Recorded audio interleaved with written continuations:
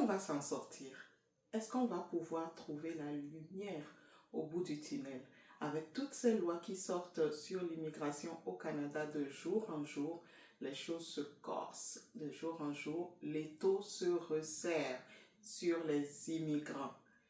Aujourd'hui, c'est autour des immigrants permanents. Et je vais éclairer votre lanterne comme d'habitude. Restez jusqu'à la fin.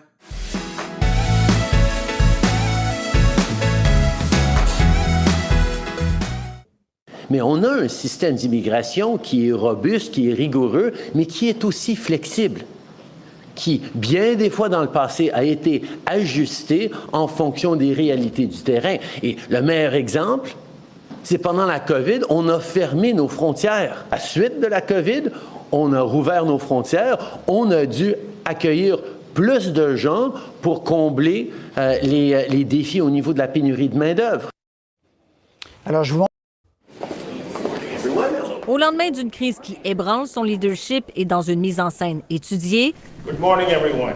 Justin Trudeau s'est assuré d'être bien entouré pour annoncer un important changement de cap en immigration. Et maintenant, on dit la situation a changé, c'est le temps de restreindre l'immigration. La pression est trop forte, la capacité d'accueil mise à mal.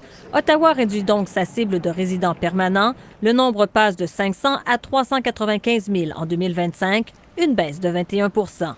Pour les résidents temporaires, dont le nombre a atteint 3 millions cette année, Ottawa compte en accueillir 446 000 de moins, une baisse de 15 %. We didn't get the balance quite right. Justin Trudeau prend sa part de responsabilité, mais s'attend à ce que les provinces en fassent autant, et particulièrement le Québec. Et ça fait maintenant des mois que j'ai demandé au premier ministre Legault son plan. C'est pas une grosse baisse. C'est bien peu et bien trop tard, rétorque le gouvernement Legault. La capacité d'accueil des provinces est dépassée depuis longtemps. On le voyait dans le logement, on le voyait dans la santé, on le voyait dans l'aide sociale, maintenant on le voit dans la francisation. Pour le chef conservateur, c'est la preuve que le système d'immigration est hors de contrôle. La volte-face aujourd'hui sur l'immigration est un aveu d'échec de Justin Trudeau. C'est encore une fois, malheureusement, un geste d'improvisation du gouvernement fédéral. Et les entreprises qui font face à une pénurie chronique de main-d'œuvre ont l'impression de faire les frais d'une annonce guidée par un échéancier électoral. Actuellement, il y a encore 140 000 postes de disponibles dans toutes les entreprises du Québec et dans toutes les régions du Québec. Au Canada, on parle de 560 000 postes de disponibles. Donc, les entreprises ont de la difficulté à recruter. Hello les amis, j'espère que vous allez super bien. Moi, je vais super bien comme d'habitude. C'est vraiment un beau temps pour moi, une belle saison, c'est l'automne, j'adore l'automne. Et j'aime toujours vous retrouver ici à vos postes pour suivre tout ce que j'ai dit sur le développement personnel et aussi sur l'immigration au Canada.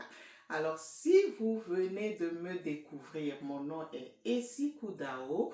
Je suis coach de vie, coach en leadership et sur cette chaîne, je vous aide, je vous accompagne dans la transformation de votre vie, tant personnelle que professionnelle. Je vous donne tout ce qu'il faut pour avoir la mentalité de gagnant, de vainqueur et de conquérant pour que lorsque vous immigrez dans n'importe quel pays d'Occident, vous soyez des conquérants. Alors, vous avez une seule chose à faire pendant que vous me regardez. Vous vous abonnez. Abonnez-vous massivement à cette chaîne et surtout, n'oubliez pas une chose. Activez la cloche de notification à chaque fois. Comme ça, quand je sors de nouvelles vidéos, vous pourrez les regarder automatiquement. Il y a une chose aussi que j'attends de vous. Mettez un pouce bleu. Mettez un pouce bleu pour m'encourager à toujours vous donner beaucoup d'informations, pour m'encourager à toujours vous aider dans la transformation de votre vie personnelle et professionnelle et vous aider à prendre votre envol. Aujourd'hui, l'étau se resserre sur l'immigration au Canada. Alors, vous savez que depuis le début de l'année, la première loi a commencé à sortir en janvier. Depuis le début de l'année, il y a beaucoup de changements que le gouvernement canadien fait. Alors, il le fait pourquoi? Parce que avant la pandémie de COVID-19, il y avait une certaine manière de procéder pour l'immigration.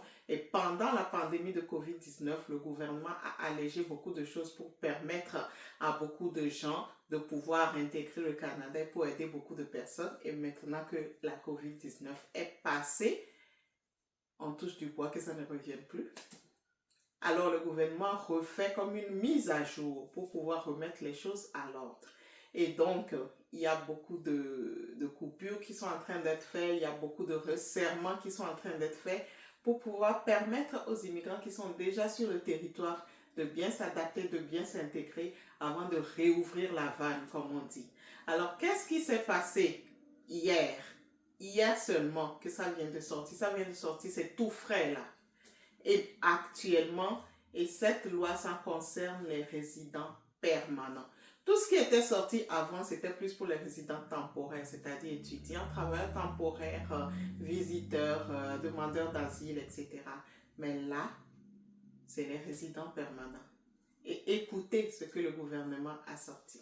Alors vous-même, vous venez de regarder la vidéo sur le communiqué du Premier ministre du Canada, qui est le premier responsable du Canada, à savoir M. Justin Trudeau. Et je vais vous lire ce qui s'est passé, ok? Ce que le communiqué que le gouvernement a fait. Et je vais le mettre aussi juste là, vous pouvez le lire avec moi, je n'invente rien du tout, d'accord? Alors,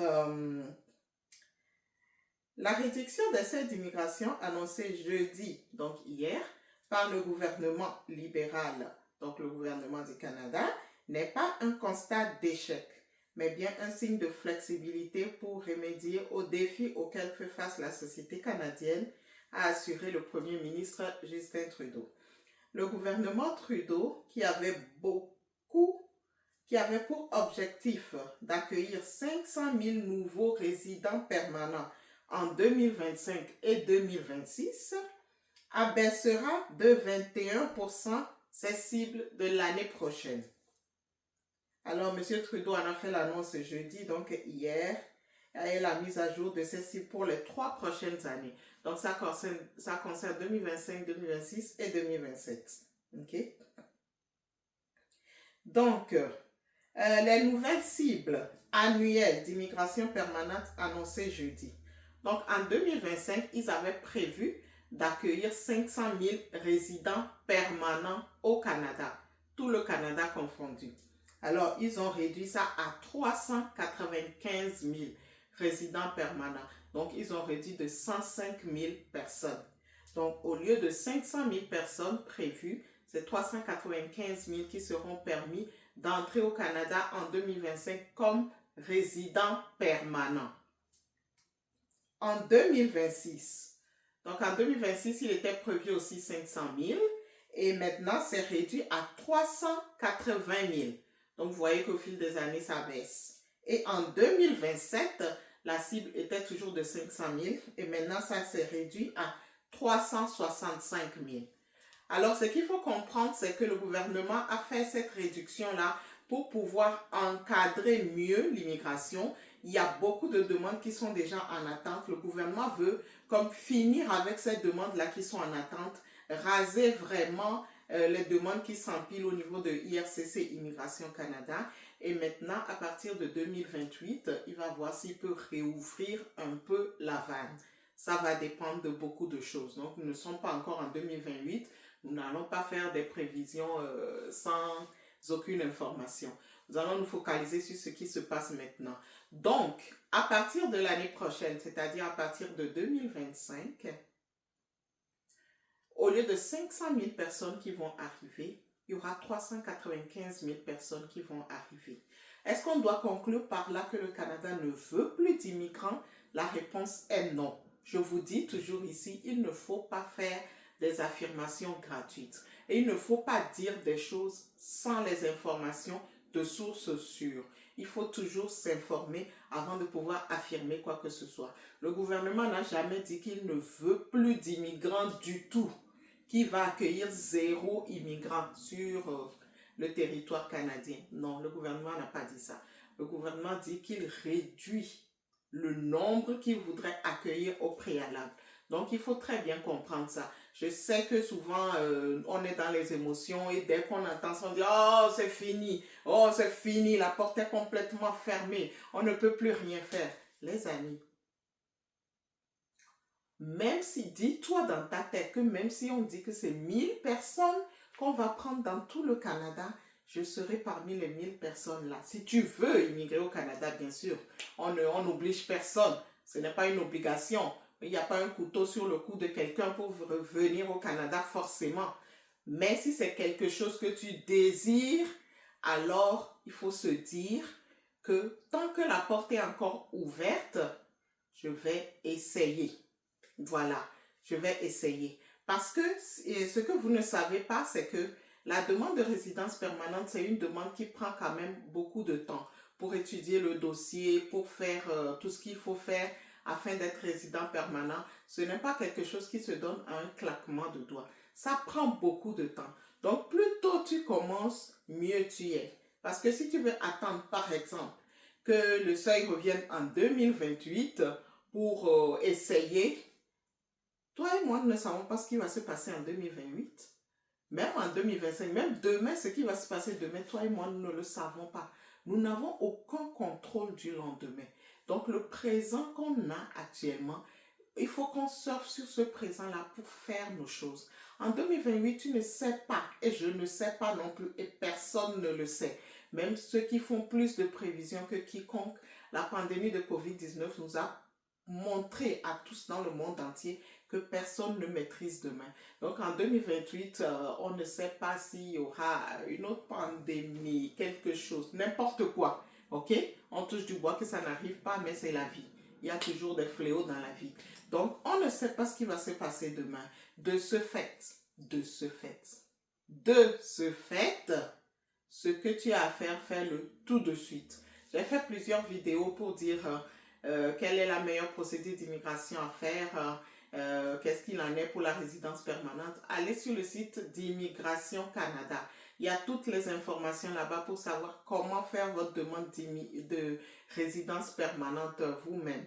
Donc, allez sur le site, allez consulter, lisez, relisez, relisez et relisez. Et si vous ne comprenez pas, relisez encore. Et vous allez pouvoir le faire vous-même. Je tenais à vous donner cette information parce que je sais que les réseaux sociaux vont partir encore en panique.